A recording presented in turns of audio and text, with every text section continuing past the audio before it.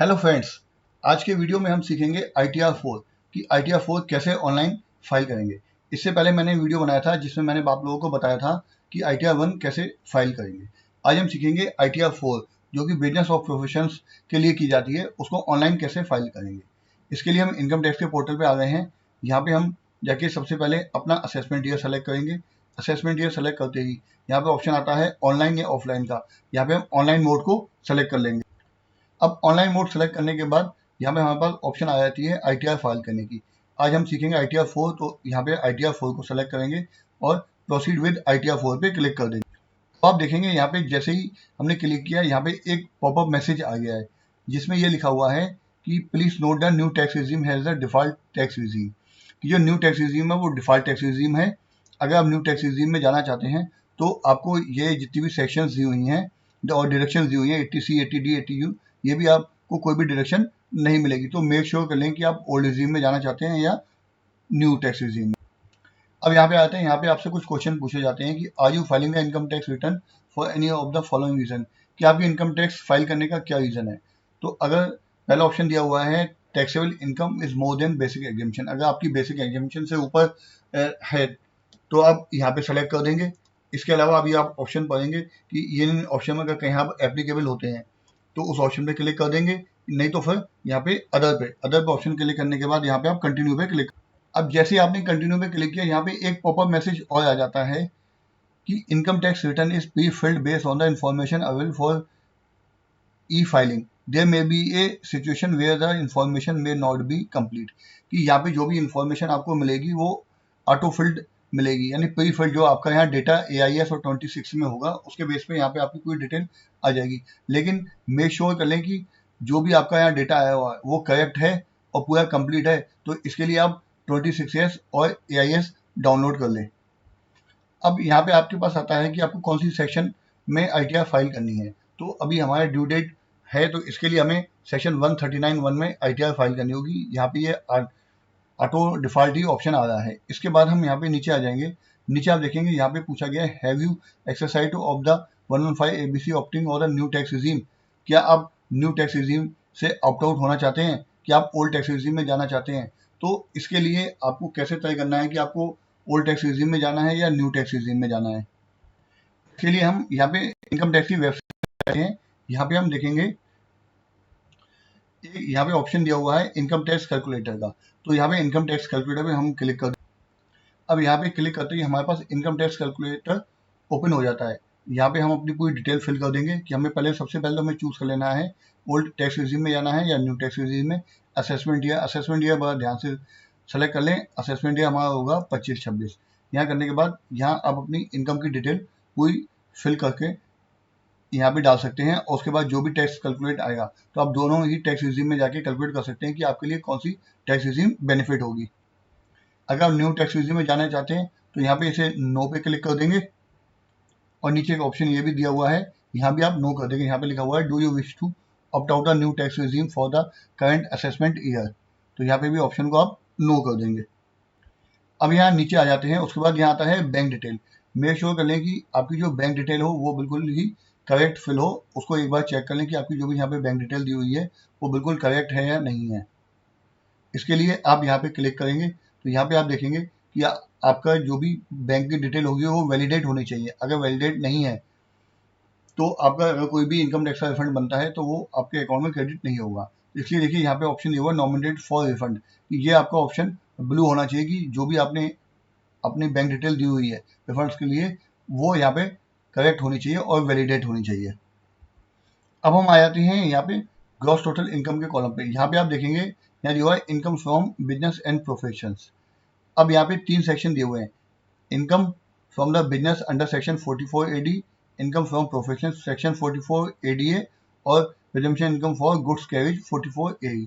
तो अगर आपकी बिजनेस इनकम है तो आप बिजनेस इनकम की कॉलम में लिखेंगे और प्रोफेशनल है तो उसमें लिखेंगे। तो सबसे पहले हम आ जाते हैं, यहाँ पे बात कर लेते हैं income from business and profession की। यहाँ पे हम एडिट करेंगे। एडिट के ऑप्शन के बाद यहाँ पे हमारे पास ऑप्शन खुल जाते हैं presentation income under section 44ADA। अब यहाँ हम क्लिक करेंगे, उसके बाद यहाँ पे ऐड अनदर इनकम। अब यहाँ क्लिक करने के बाद हमें पूछता है यहाँ नेम ऑफ द बिजनेस। आप अपने बिजनेस का नाम करेंगे और जो भी आपके बिजनेस का कोड आता है, यहाँ पे आप कोड देखेंगे, काफ़ी सारे कोड दिए हुए हैं। ड्रॉप डाउन में जाके देखेंगे कि ये कंटिन्यू लिस्ट चल रही है, तो इस लिस्ट में आप एक बार जाके देख लेंगे। जो भी आपका बिजनेस होगा उस बिजनेस को आप यहाँ पे एक बार चेक करेंगे और उसे जाके सेलेक्ट कर लेंगे। अब यहाँ पे डिस्क्रिप्शन दिया हुआ है, यहाँ लिखने की कोई ज़रूरत नहीं है, क्योंकि यहाँ मैंडेटरी फील्ड जो बिजनेस कोड दिया है, बिजनेस कोड आप सेलेक्ट करके यहाँ पे इसे सेव कर देंगे। अब हमें यहाँ पे ध्यान से देखना है, यहाँ पे क्या लिखा हुआ है, ग्रॉस टर्नओवर और gross receipt of ₹2 crore, however, to less than or equal to the 5% of the EI1 limited to the EI2 extend in the 3 crores। तो अब हमें यहाँ पे देखना है कि आपकी जो भी इनकम है वो अगर कैश में है तो उसको इस कॉलम में लिखेंगे, अगर अदर देन कैश मोड है तो आप यहाँ पे लिखेंगे। अब आप यहाँ पे देखेंगे प्रेजेंटेशन इनकम में दो ऑप्शन दिए हुए हैं, एक 6% of the amount claim have been whichever is higher और 8%। तो जो आपको अपनी इनकम का 6% या 8% जो भी है वो डिक्लेयर करना है। वो कैसे है, अगर आपका जो बिजनेस है वो टोटल डिटेल ही है, कहीं भी कोई कैश में ट्रांजेक्शन नहीं है, तो आप अपनी टर्नओवर का 6% तक मिनिमम प्रॉफिट आपको दिखाना होगा। अगर अदर देन डिजिटल है तो आपको यहाँ पे 8% दिखाना होगा। अगर दोनों ही हैं तो आपको दोनों जितना भी है वो यहाँ पे दिखाना होगा, लेकिन मिनिमम 6% और 8% दिखाना है। इसका मतलब ये नहीं है कि केवल आपको 6% या 8% ही दिखाना है। अगर आपका उससे ज़्यादा प्रॉफिट है तो आपको वो प्रॉफिट दिखाना है, बट जो मिनिमम लिमिट है वो 6% और 8% की है। अगर मान लीजिए यहाँ पे मैं लिख देता हूँ कि 10 लाख रुपए मेरी बिजनेस इनकम है। अब यहाँ पे हम ऑप्शन पे आ जाते हैं, यहाँ पे मेरी 8 लाख रुपए कैश की है। अब यहाँ पे बिजनेस इनकम जो थी वो हमने उसे सेव कर दिया। अब नेक्स्ट देखेंगे, यहाँ पे आ रहा है इनकम फ्रॉम सैलरी।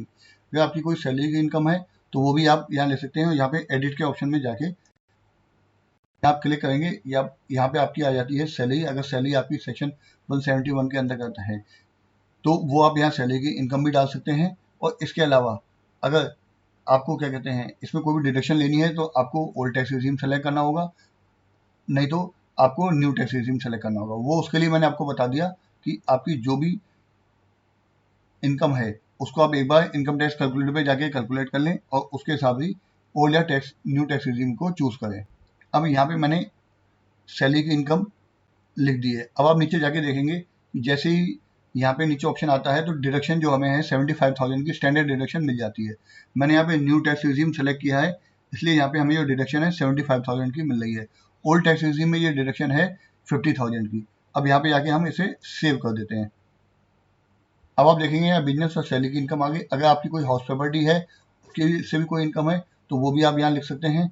इसके अलावा अगर आपने कोई इंटरेस्ट या दिया है, कोई भी लोन लिया है उस पर, तो उसको यहाँ पे आप सेलेक्ट करेंगे। अब आप यहाँ पे देखेंगे कि जो ये ऑप्शन दी हुई है, पहले क्या होता था कि हम जो भी इंटरेस्ट हम पे करते थे, जो भी हमने लोन लिया हुआ है, तो उसकी हम फिगर यहाँ लिख देते थे। लेकिन अब आप यहाँ जाके देखेंगे, यहाँ पे एक नया ऑप्शन दिया हुआ है एड एनदर। एड एनदर पे जैसे ही आप क्लिक करेंगे तो यहाँ पे आपके सारे काफ़ी सारे ऑप्शन ओपन हो जाते हैं कि आपको यहाँ पे लिखना है कि लोन टेकन फ्रॉम, कि आपने लोन कहाँ से लिया है, कौन से बैंक से लिया है, लोन का कितना अमाउंट है, लोन सैंक्शन की क्या डेट है, और यहाँ पे लोन का अमाउंट लिखेंगे और कितना आउटस्टैंडिंग है उस फाइनेंशियल ईयर में, आपका लोन कितना बचा हुआ है।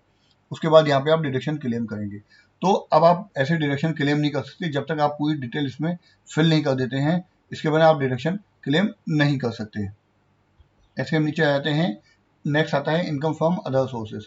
अगर हमारा अदर सोर्स में कोई इनकम है, चाहे बैंक का सेविंग का इंटरेस्ट है या कोई एफडी का है, वो भी यहाँ पे हमारा ऑटो पॉपुलेट हो जाएगा। लेकिन मेक श्योर कर लें कि जो भी आप यहाँ पे डेटा फिल कर रहे हैं या जो भी ऑटो फिल डेटा आ रहा है उसे आप 26 और AI से एक बार जरूर चेक कर लें। इसके बाद आप यहाँ पे कंफर्म पे जाके क्लिक कर देंगे।